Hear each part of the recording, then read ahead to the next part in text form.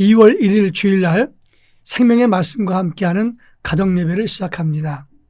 다같이 찬송가 259장 예수 십자가에 흘린 피로써 1절과 2절을 부릅니다. 예수 십자가에 흘린 피로써 그대는 씻기려 했는가. 더러운 죄 희게 하는 능력을 그대는 참을지 하는가. 예수의 보혈로 그대는 씻기려 했는가. 마음속에 여러 가지 죄악이 깨끗이 씻기려 있는가. 주 예수와 만나주로 늘 함께 그대는 행동을 하는가. 아무 때나 어디서나 그대는 십자가 붙들고 있는가. 예수의 보혈로 그대는 씻기려 했는가. 마음속에 여러 가지 죄악이 깨끗이 씻기려 있는가.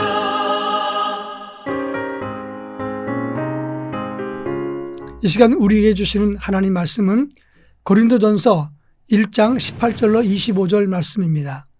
제가 하나님 말씀을 봉독합니다.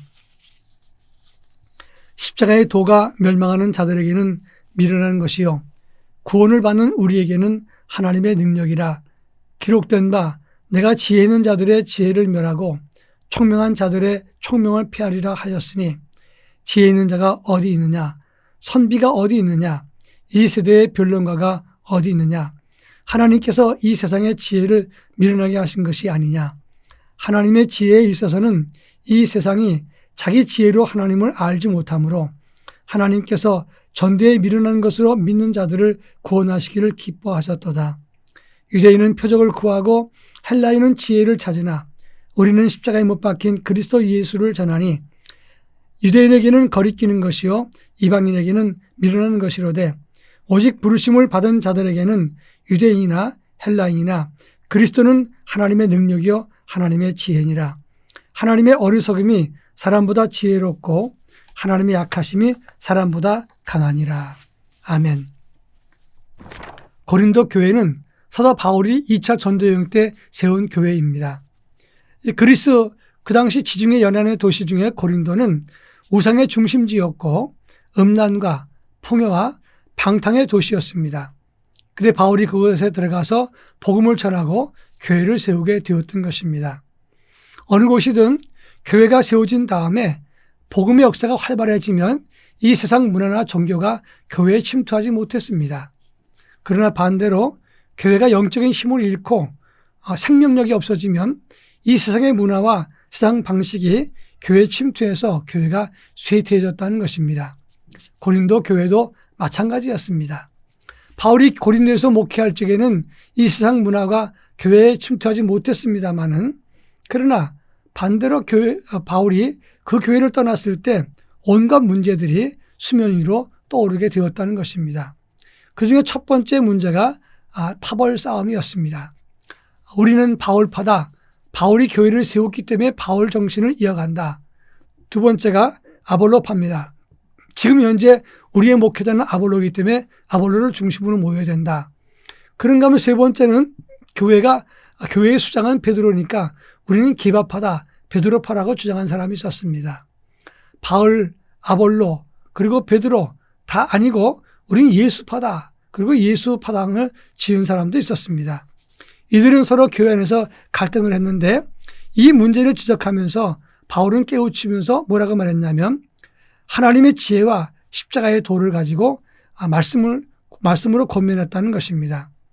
자기를 버리면서 채우고 섬기면서 섬김을 받고 베풀면서 풍성해지고 내가 죽어서 생명을 살리는 십자가의 도는 멸망받는 사람에게는 미련한 것이지만 구원받는 우리에게는 하나님의 능력이 된다. 그러니 너희는 세상의 지혜나 세상 방법으로 믿음을 설명하지 말고 십자가의 도를 가지고 믿음과 하나님 은혜 그리고 십자가의 원리를 설명하라 이렇게 말했던 것입니다. 이 본문의 의미가 무엇인가를 좀 더 구체적으로 살펴볼까 합니다. 먼저 21절에서 하나님의 지혜와 세상의 지혜를 비교하면서 너희가 세상의 지혜로 하나님의 교회와 진리를 판단하고 따르느냐 이렇게 말했습니다. 하나님의 전도, 예수 십자가는 어리석고 나약해 보여도 그것으로 하나님을 믿는 믿음으로 너희가 구원받지 않았느냐 이것을 바울은 강조했습니다. 사실 세상의 진리로 구원의 진리를 설명할 수는 없습니다. 하나님 만드신 자연도 이 세상의 진리로 다 설명하지 못합니다. 예를 들어서 우리가 심장에서 피가 나올 때 다시 심장에서 피가 나왔다가 들어가는 때 시간이 1분 정도 걸린다고 합니다. 그런데 우리 몸의 혈관의 총 길이가 얼마입니까? 10km 내지 12km 정도 된다고 합니다. 그렇다면 1분 동안에 그 피가 어떻게 왔던 자리로 돌아갈 수 있겠습니까? 심장의 펌프질에서 그렇게 된다고 하는데 그것도 그만한 출력이 되지 못합니다. 그래서 최근에 나온 학설은 펌프질 때문이 아니라 피가 자기가 스스로 피가 돌기 때문에 그렇다 이런 학설이 나왔습니다. 아직까지 피가 1분 만에 12km를 돌아서 그 몸으로 다시 돌아온다는 건 완전히 밝히지 못하고 있다는 것입니다. 하나님 만드신 신체 일부도 이 세상의 진리로 다 설명할 수 없습니다. 그런데 세상의 지혜를 가지고 진리를 설명한다고 볼 수가 없는 것입니다. 그러나 많은 사람들은 이 세상의 진리를 가지고 교회나 복음 그것을 가지고 이렇다 저렇다 판단하다가 교회가 어려움과 갈등 속에 빠지는 경우가 많다고 하는 것입니다. 바로 고린도 교회가 그랬던 것입니다. 그런가 하면 두 번째로 22절부터 23절에서 유대인들은 표적을 구하고 헬라인은 지혜를 찾지만 우리는 십자가에 못 박히신 예수 그리스도를 전하니 유대에게는 거리끼는 것이요 이방인에게는 미련한 것이 된다라고 말했습니다. 사실 유대인들은 항상 눈에 보이는 표적을 구했습니다. 그래서 하나님을 생각할 때도 하나님은 표적과 기사로 자기를 드러내신다라고 생각을 했습니다. 그런가 하면 헬라인과 이방인들은 지식과 지혜로 논리로 모든 것을 설명하려고 했습니다. 그래서 그들은 모든 신앙과 신앙생활의 원리를 자기 방식으로 해결하려고 했다가 갈등만 더 키웠고 교회가 분열하게 되었던 것입니다. 이제 마지막으로 24절과 25절에서 부르심을 받은 자에게는 그리스도는 하나님의 능력과 지혜가 된다라고 말했습니다. 하나님의 어리석음이 사람의 지혜보다 지혜롭고 하나님의 약하심이 사람보다 강하다고 했습니다. 이 말은 지금 본문의 결론 부분과 같습니다.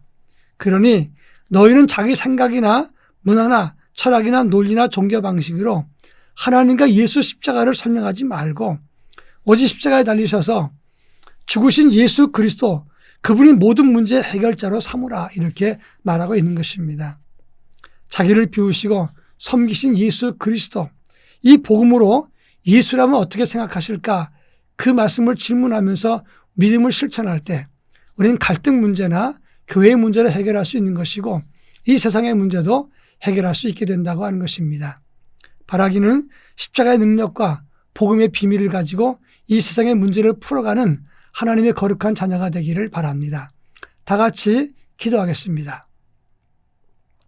사랑 많으신 하나님 아버지, 교회가 복음의 본질에 충성했을 때 흑암의 권세의 세상의 문화가 교회에 침투하지 못했지만 교회가 영령을 상실했을 때 세상의 논리와 세상의 지식이 교회에 침투해서 교회를 더 어렵게 만들었던 것을 압니다. 원하옵기는 우리 모두가 복음의 본질, 십자가의 정신을 구현하고 실천해서 교회 안의 모든 문제를 해결하고 이 세상의 갈등과 분귀의 문제를 해결할 수 있도록 은혜를 더하여 주옵소서. 나눔을 실천해서 빈부격차를 해소하게 하시고 소외된 사람이 없게 하시며 하나님의 사랑을 온 땅에 펼칠 수 있도록 은혜를 더하여 주옵소서. 예수님의 이름으로 기도합니다. 아멘.